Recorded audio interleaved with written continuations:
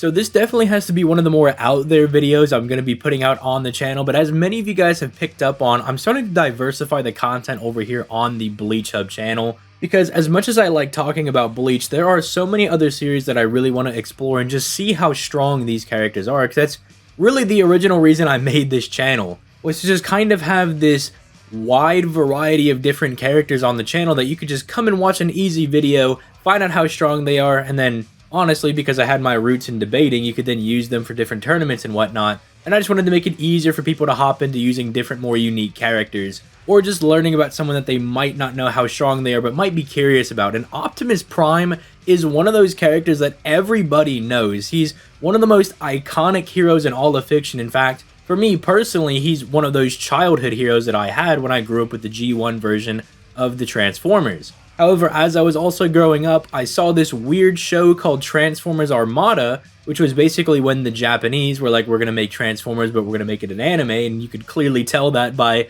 them having some bias for characters that really don't get a whole lot of love. Specifically, if you've seen Armada, you know that Starscream gets so much love in the story and actually has one of the most, if not the best character in the entire story. So I was sitting around and I was like, well, I just went through all of Yu-Gi-Oh! And I was power scaling all the different protagonists from that show. Why don't I just go through and start watching a bunch of the Transformers series and start seeing how strong all these different versions of Prime are? So we're going to start off with Armada because I think it's the most interesting one, because in a lot of ways, Armada is a different breed than a lot of different Transformers series. I already mentioned how someone like Starscream gets a whole lot of love and actually has one of the biggest character arcs in the entire show, and he's not really the sniveling rat that he tends to be in a lot of the other shows, but even someone like Shockwave, who's generally supposed to be this insanely intelligent mad scientist person, is literally someone who's relegated to just a mere few words in the entirety of the show, most of those words just being his own name. I do highly recommend that you go ahead and watch Transformers Armada before you watch this video. It's only about 50 episodes long, and it is an anime, so if you want to watch it sub, that's also a thing you can do. The dub's also pretty good, as a lot of the voice actors are very iconic, but I will be spoiling a lot of the plot points in this video, and I would hate for someone to have the story ruined and then try to watch it after this video. But let's just say before we get into this video that Optimus Prime definitely is not going to disappoint, and Armada gets pretty insane, but you guys know how we do things over here on the Bleach Hub channel. We're going to go over Prime's strength, speed, and different variety of wacky abilities that I don't know if I would really expect a Transformer to have, but he does have them. And then I'll give some closing thoughts to this lecture, and then we'll just call it a day. So with all that being said, let's start off by talking about how strong Armada Prime is. So there's actually a pretty wide variety of different showings for Optimus Prime in Transformers Armada, going anywhere from being mountain level to being universal, unironically. And a quick thing before we actually dive into this, I may refer to Optimus Prime as Convoy, as that is his Japanese name. And because this is a Japanese anime version of Transformers, I may refer to him as that by accident. So just know that if I say Convoy instead of Optimus Prime at a time, I'm obviously talking about Optimus Prime. I'm just already preemptively saying that, hey, I might slip up and call him his Japanese name as opposed to his English name. But on the absolute low end, you have Optimus Prime or Convoy being able to rival Megatron, who has the capability of vaporizing the tops of mountains, which would actually comfortably put him at mountain level, as vaporization is pretty insane. It is vastly higher than just pulverizing something. It's the difference between reducing something to ashes or not even ashes versus fragmentation, where you kind of just blow it up and scatter it everywhere. So even though Megatron is only able to vaporize the top of a mountain, because of how much energy is required to vaporize that top of the mountain, you could comfortably say that he actually is mountain level, because vaporizing the majority of a mountain versus fragmenting it, I mean, vaporizing the majority of it is far more impressive. But that's all kind of semantical, because that really doesn't compare to the later feats that we get for a lot of the Transformers in this show, because we start to get into things like these ultimate weapons like the Star Saber, the Astro Blaster, and the Super Shield. It's not called the Super Shield, that's just what I call it, before I get some dude typing in the comments being like, that's not what it's called. But Optimus Prime himself is actually capable of blocking the Star Saber while in his super form, which is pretty insane, because the Star Saber itself is this cataclysmic weapon that causes the downfall of human civilization, because it causes these cataclysmic planet-wide events that are very similar, to give an example, to things like the Ten Tails Cataclysm in something like Naruto, where it's this planet-wide just storm of cataclysms that are threatening to destroy the planet itself. The Star Saber is actually also a third of the Hydra Cannon, which is when Megatron fuses all three of the ultimate weapons together, and that weapon itself is capable of destroying the Earth. Although even then, Megatron himself said the Star Saber was strong enough that it could destroy the planet, and that was when it was only at half strength. However, the crazy thing on that as well is that Megatron thinks the Hydra Cannon itself, even though it can destroy the planet numerous times over given what it's made up of, he thinks it needs to be aimed directly at Optimus Prime, otherwise he might live.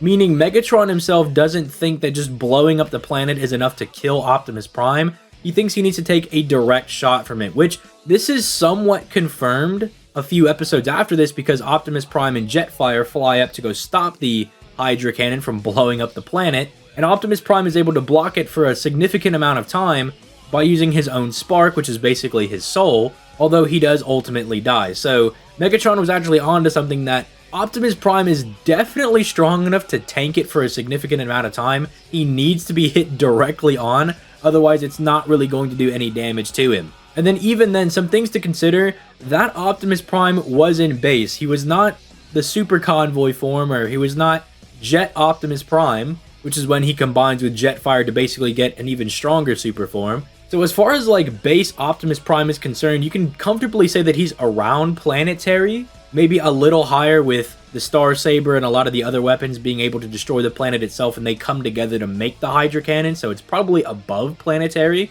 given that we also see it blow up an asteroid and then it pretty much lights up the entire Earth and like destroys all their technological equipment. The only real debunk for the Hydra Cannon is that when it's fired, Ratchet, who's kind of like the team medic slash science man, makes a hypothesis and says maybe it could destroy a third of the planet, but that's obviously Ratchet being very conservative with his estimates because he doesn't know exactly how strong it is. And then even then, it would be the numerous statements of the super weapons being able to destroy the planet plus the Hydra Cannon being able to destroy the planet versus Ratchet's one statement of him hypothesizing how strong the cannon was. Now, we actually can get a bit higher than this because Optimus Prime himself is capable of wielding the super weapons, and these are called the strongest weapons in all of the universe, which if you want to argue that that means that they're stronger or rival Unicron, given that they do actually fuel Unicron, you could actually argue that they would be universal, as Double Face, who is someone that is connected to Unicron and is basically Unicron himself,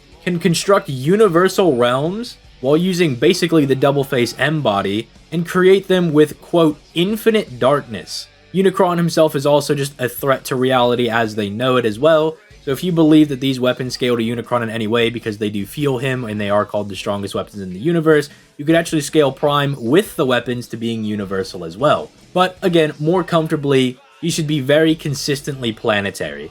Moving on to speed though, this is actually a little insane because we have a lot of just different MFTL slash infinite speed feats. As far as the infinite speed one is concerned, I'm not entirely convinced of it because it relies upon you arguing that the different Transformers can react to the various forms of teleportation in the show, which isn't exactly blatant, but the arguments can be made depending on how you argue that they're reacting to things.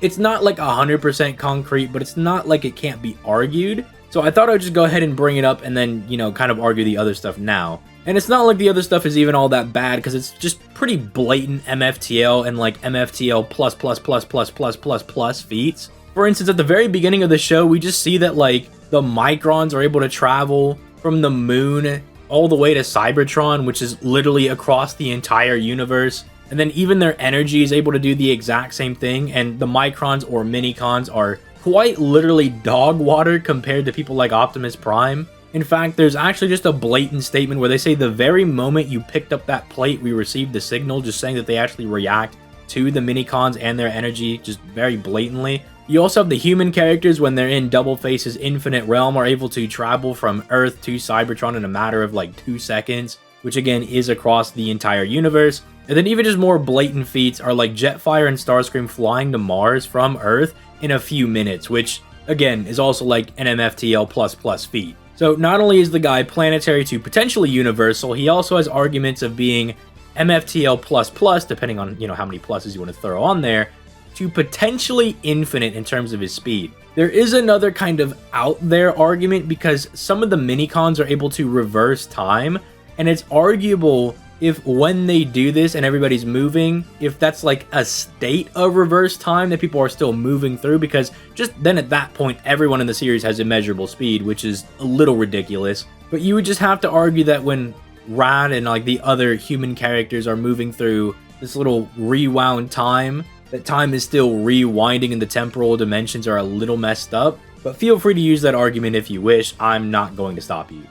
Finally, we just have the various different abilities of Optimus Prime and Armada. Although, I guess I should also note that he does have the stamina to fight for a few hours, since I'm not really going to do stamina for its own section, but Starscream and Jet Prime were able to fight each other for a couple of hours. And then Prime himself is literally just millions of years old, as it's been stated that he and Megatron have been fighting for actual millions of years, so they do have some resistance to like age-based things, or if you want to stall them out or something, they're probably just not going to die of old age. But if you give Optimus Prime full equipment, obviously he would have things like the Astro Blaster, which is like the OP planetary to universal gun that he could carry. But then if you also allow him access to his equipment at home base, he can actually teleport wherever he wants. So then he actually has pseudo infinite speed, because then he could just teleport wherever he wants. And this does extend just across the universe, as they do teleport from Cybertron to Earth at the very beginning of the show anyways, so he could just pretty much teleport wherever he wants in the universe.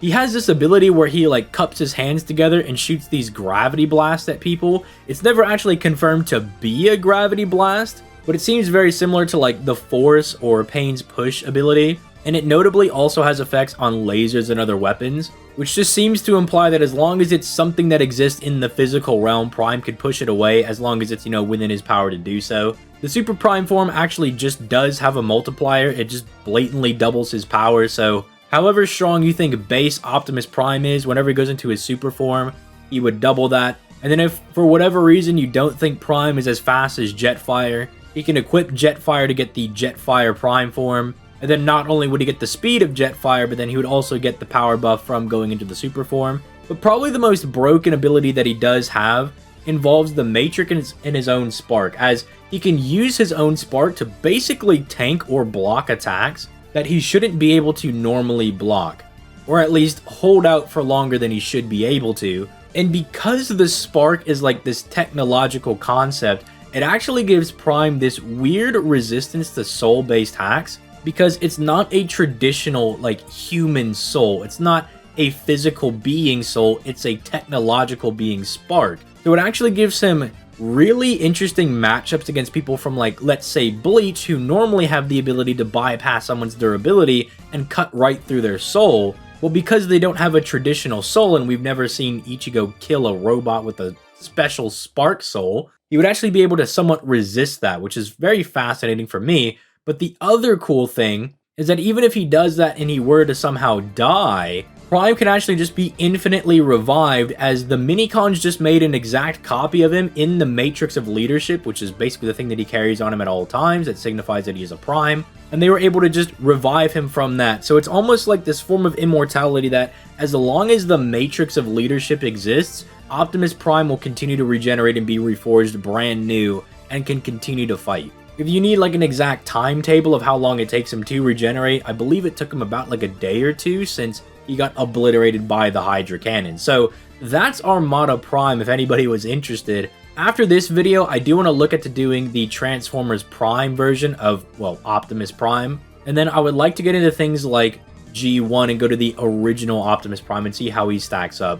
And then maybe if there's still any interest, I could look at the people like Megatron or Starscream, as even G1 Starscream has some very odd abilities, especially in relation to his spark. You guys can let me know what you guys want in the comments down below. I do have a few other videos that I'm working on right now. There is an Anos Voltigold video in the works right now. I'm almost done with that. Various Bleach projects are in production as always. There is a Medaka Box video that has been halted because a lot of the scanlation sites for Medaka Box are really bad. Finding the manga in color is proving to be increasingly difficult, and then just finding the manga in anything that's not 2P is proving to also be very difficult. So that has been put on somewhat of a hold, but it is still quote-unquote in production. If there is a specific character that you would like to see covered though on the channel, feel free to hop in the Discord and drop a dono for it, or pop up to one of the live streams and be like, hey buddy, make me this video, drop a dono and you'll get that specific character video. Although, do keep in mind that if you request a video, I am